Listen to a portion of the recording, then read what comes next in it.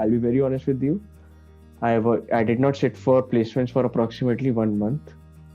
And while my flatmates were both placed within 10 days, my entire batch was placed, not entire, my entire group circle from computer science background was placed in approximately 2 to 3 weeks. My closest friends were placed and they were looking up to me and saying, "What is going around in your head?" So I was like, "I have nothing to do with this. I am very happy for you guys and I want to pursue something else."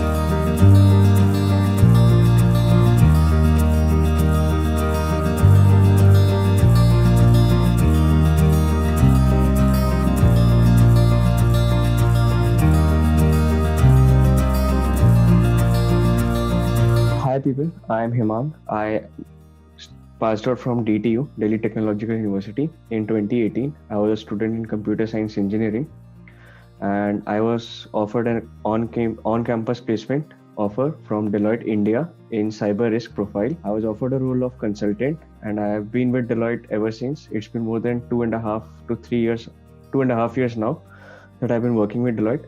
I had a brief stint of internship period while I was in college after my campus selection. So I have worked with Deloitte for approximately 3 years now, but I've been onboarded as a full-time employee for 2.5 years. And I've been extensively working on global projects representing Deloitte India across the world. So primarily I'd worked in a startup for my internships. Why I chose that? Because I just wanted to enhance my skills, B, let myself into each sphere of an organization. Say if, for example, if I had interned in a technical company, I would be only enhancing my coding skills, for example. But while I was in the startup, I was involved in the marketing, I was involved in the sales, I was involved in operations, I was involved in team enhancement, etc. So it was a new learning every day for me in every aspect of an organization. So yes, it was a web development startup. I was working on web development. I was working on Android development, and I was also working on the operations. I was working on management, etc. with my seniors. So that was my internship journey. Your CV should be inch perfect from grammar, from usage of heavy impact words. Use numbers to show them trends, use numbers to show how you have impacted, put them in bold. Your font should be same throughout each section, your bulleting should be same indented, and your indentation should be uniform across the CV. It represents how formal you are, how polished you are, how organized you are. If I come across a CV that has bullets poorly indented, I would just get pissed off and I would not be interested right now in scheduling an interview or conducting an interview. Luckily for me, while I was exploring myself in the initial 2 years, I realized that coding is not my forte. I do not enjoy coding and I am not into much of it.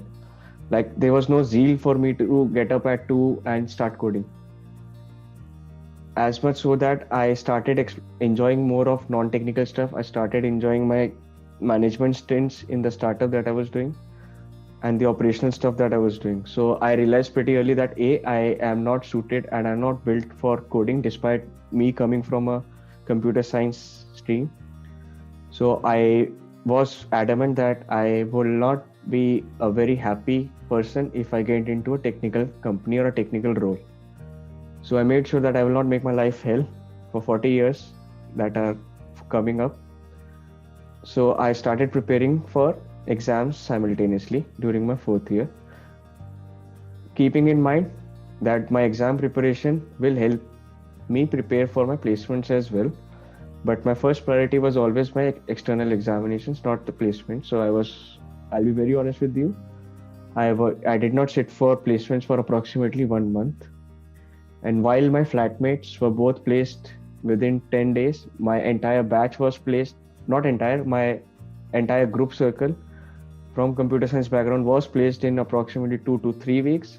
My closest friends were placed and they were looking up to me and saying, "What is going around in your head?" So I was like, "I have nothing to do with this. I am very happy for you guys and I want to pursue something else. So while I was preparing for my exams, I prepared aptitude, I prepared quant, I prepared LRDI, all the sections, and I was also preparing puzzles for my examinations.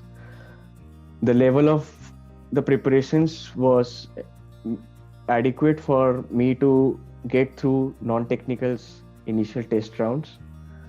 So I was not much worried, or I was not focusing myself to only either examinations or placements.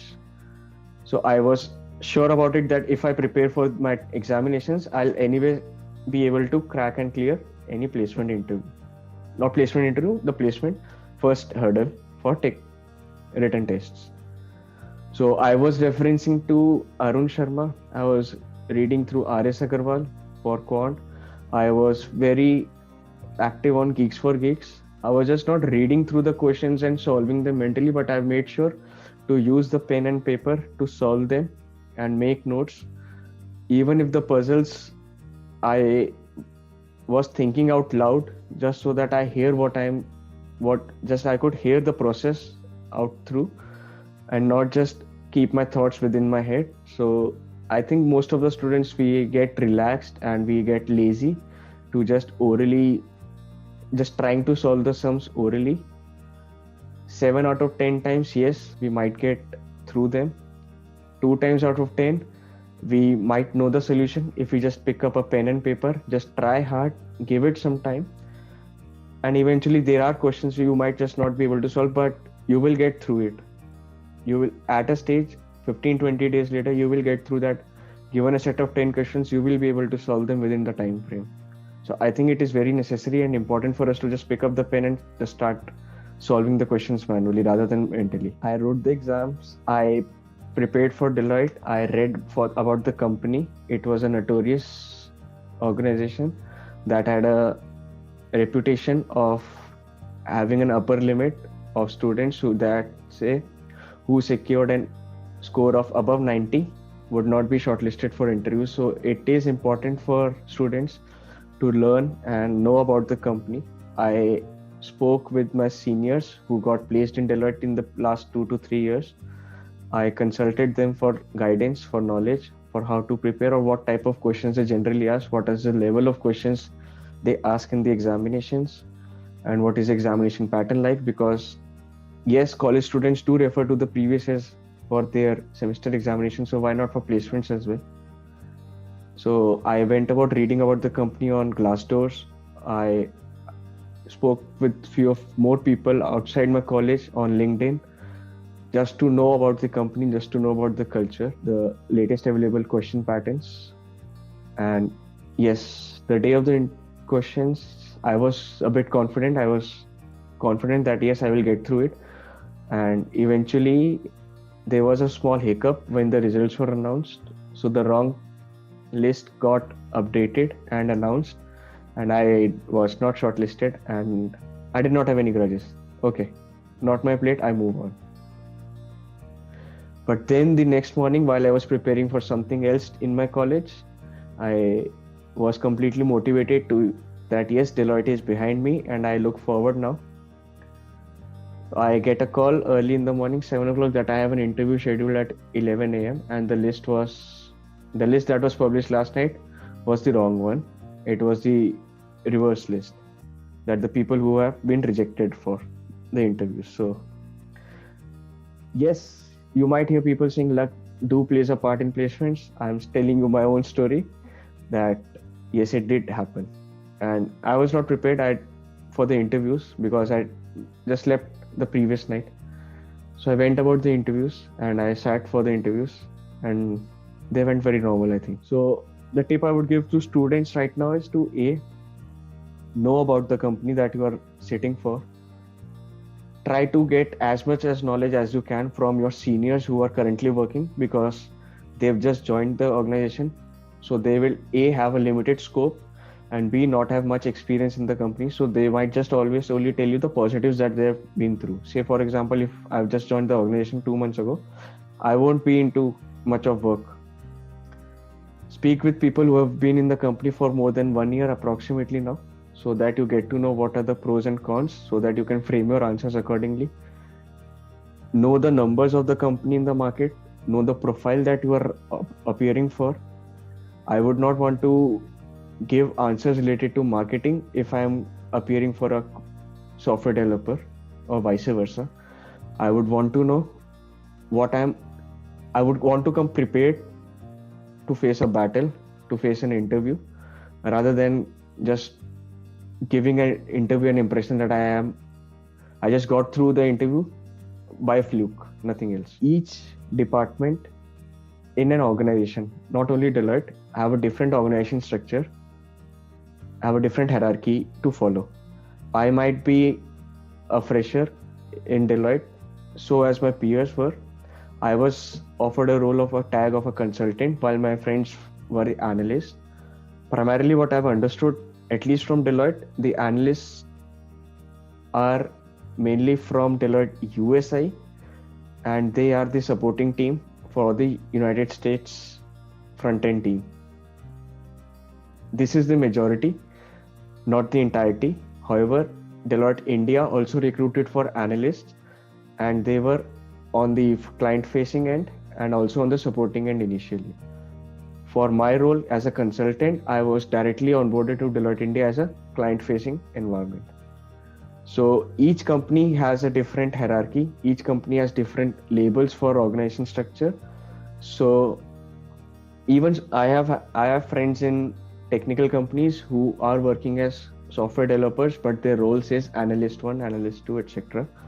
So I think the best would be to know about these roles or the profiles from the people who are currently in the organization, be it your seniors or be it through your contacts, or just approach people on LinkedIn. Nobody will hesitate you. So yes, you need to be team player. You need to have good communication skills, but do not shy away if you are not comfortable in one particular language. You need to show them that you are confident enough. Language can take a back seat. Okay.